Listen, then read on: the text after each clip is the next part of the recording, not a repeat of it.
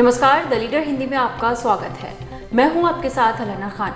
Bulletin की शुरुआत करते हैं आज की बड़ी खबरों के साथ। मुजफ्फरपुर के एक अस्पताल में 18 मरीजों की निकाली आंखें, लापरवाही पर एनएचआरसी ने मांगी रिपोर्ट। बिहार के मुजफ्फरपुर जिले में एक प्राइवेट अस्पताल द्वारा 22 नवंबर को आयोजित मोतियाबिंद ऑपरेशन शिविर के दौरान बड़ी लापरवाही का मामला सामने आया है। गलत ऑपरेशन से मरीजों की जान पर बन गई। हालत ये हो गई कि अब तक 18 मरीजों की आंखें निकालनी पड़ गई हैं और कईयों की हालत गंभीर बनी है।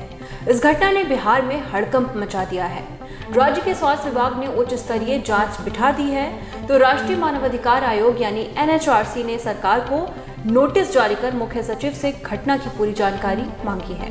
बता दें कि गुरुवार को पटना से स्वास्थ्य विभाग की एक टीम मुजफ्फरपुर पहुंची, जो पूरे मामले की पड़ताल कर रही है।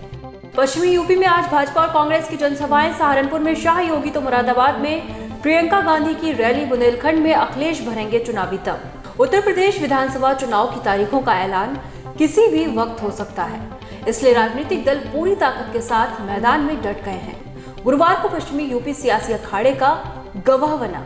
सहारनपुर में मां शाकुंभरी विश्वविद्यालय के शिलान्यास के बहाने गृह मंत्री अमित शाह और यूपी के मुख्यमंत्री योगी आदित्यनाथ ने सियासी समीकरण साधे, तो मुरादाबाद में कांग्रेस महासचिव और यूपी प्रभारी प्रियंका गांधी वाड्रा ने प्रतिज्ञा रैली के जरिए कांग्रेस की ताकत दिखाई।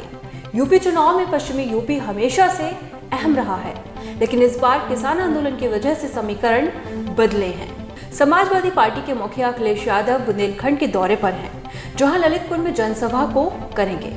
भाजपा सांसद वरुण गांधी का सरकार पर हमला जारी। टीईटी पेपर लीक पर फिर उठाया सवाल। पीलीभीत से भाजपा सांसद वरुण गांधी का केंद्र के साथ ही यूपी सरकार पर हमला जारी है। कृषि कानून के खिलाफ किसान आंदोलन के समर्थन में सरकार पर हमलावर रहे वरुण गांधी अब उत्तर प्रदेश टीईटी 2021 के पेपर लीक मामले पर सरकार को घेर रहे हैं। वरुण गांधी ने कहा, पहले तो सरकारी नौकरी ही नहीं है, फिर भी कोई मौका आए तो पेपर लीक हो जाते हैं। आखिर कब तक सब्र करें भारत के नौजवान।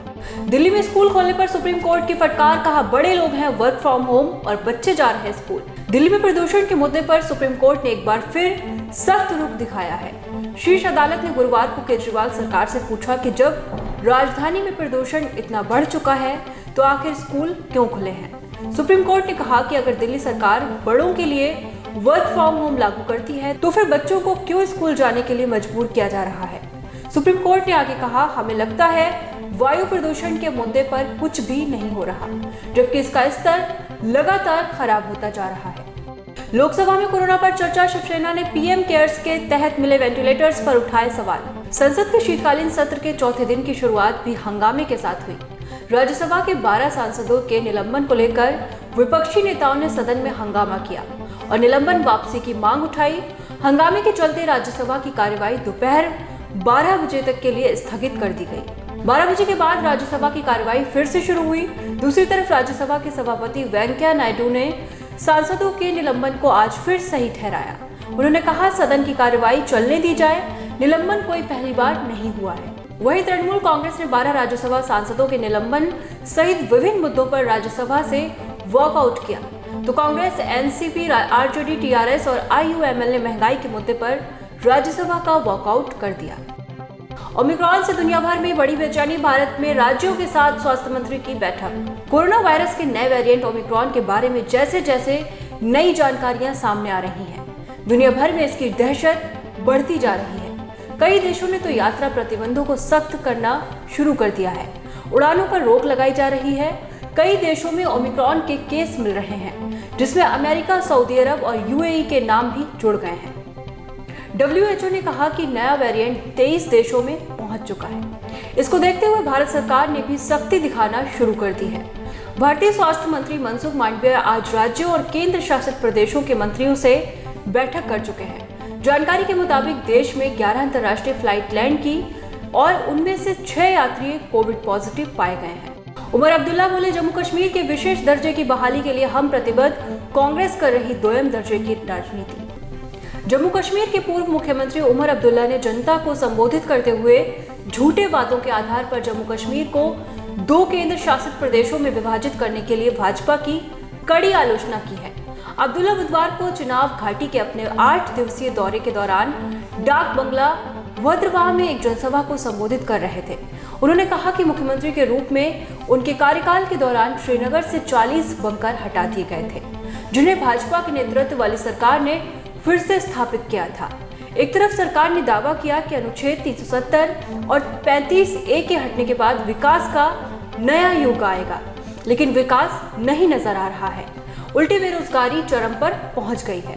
भाजपा सरकार ने जो वादे 5 अगस्त 2019 के फैसले के मद्देनजर किए थे, वो सारे झूठ साबित हुए हैं। स्पोर्ट्स में जेंडर इक्वलिटी की आवाज उठाने के लिए वर्ल्ड एथलेटिक्स ने अंजू को दिया वुमेन ऑफ द ईयर का खिताब।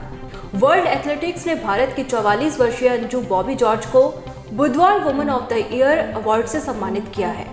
बताते चलें कि अंजू को यह अवार्ड भारत में स्पोर्ट्स को बढ़ावा देने और महिलाओं को स्पोर्ट्स में आने के लिए प्रेरित करने के लिए दिया गया है। भारत की पूर्व अंतर्राष्ट्रीय लॉन्ग जंप स्टार जॉर्ज अभी भी इस खेल में सक्रिय हैं। इंडियन एथलेटिक्स फेडरेशन के सीनियर वाइस प्रेसिडेंट के तौर पर अंजू ने जेंडर इक्वलिटी के लिए आवाज उठाई। अंजू ने 2016 में युवा लड़कियों के लिए एक ट्रेनिंग एकेडमी भी खोली, जिसने अंडर 20 पदक विजेताओं को तैयार किया। अंजू ने कहा, यह खिताब मिलना मेरे लिए सम्मान की बात है। वैज्ञानिकों ने बनाया जेनोबोट्स का एडवांस वर्जन, अब बच्चे पैदा कर सकेंगे रोबोट। अब तक साइंस फिक्शन फिल्मों में दिखाया जाता रहा कि रोबोट अपने जैसे रोबोट पैदा कर सकते हैं, पर अमेरिकी वैज्ञानिकों ने इसे हकीकत में बदल दिया। दुनिया के पहले जीवित रोबोट जेनोबोट्स बनाने वाले वैज्ञानिकों ने दावा किया कि ये जेनोबोट अब अपने जैसे बच्चे भी पैदा कर सकते हैं। एक मिमी से भी कम चौड़े इन रोबोट्स को पहली बार 2020 में दुनिया के सामने पेश किया गया। ये जीते जागते रोबोट्स हैं जिन्हें मेंढक के एम्ब्रियो से बनाया गया है। ये खुद को ठीक भी कर सकते हैं। 11,000 पाक स्टूडेंट्स को नहीं लौटने दिया चीन के कॉलेजों में, बाकी देशों के स्टूडेंट्स को दिक्कत। चीन के विश्वविद्यालय और कॉलेजों में पढ़ रहे पाकिस्तानी छात्रों के साथ चीन ने बड़ा धोखा किया है। इससे करीब 11,000 पाकिस्तानी स्टूडेंट्स का करियर तबाही के कगार पर है। चीन में कोरोना महामारी शुरू होने के बाद जनवरी 2020 में ज्यादातर पाकिस्तानी छात्र मुल्क लौट आए थे। इन्हें 7 महीने बाद जुलाई में वापस अपने कॉलेजों में पहुंचना था। अब 2021 भी खत्म होने को है, लेकिन चीन सरकार करीब 11,000 पाकिस्तानी स्टूडेंट्स को चीन नहीं लौटने दे रही है। इन छात्रों ने इमरान सरकार और चीन की एम्बेसी से भी गुहार लगाई, लेकिन कोई हल नहीं निकला। यहाँ तक कि चीनी एम्बेसी इन छात्रों के ईमेल्स का भी जवाब नहीं दे रही और पाकिस्तान के विदेश मंत्रालय ने इन छात्रों के सोशल मीडिया अकाउंट्स भी ब्लॉक कर दिए हैं। और फिलहाल इस बुलेटिन में इतना ही। बाकी तमाम देश और दुनिया की खबरों के लिए द लीडर हिंदी को सब्सक्राइब करना बिल्कुल ना भूलें। शुक्रिया।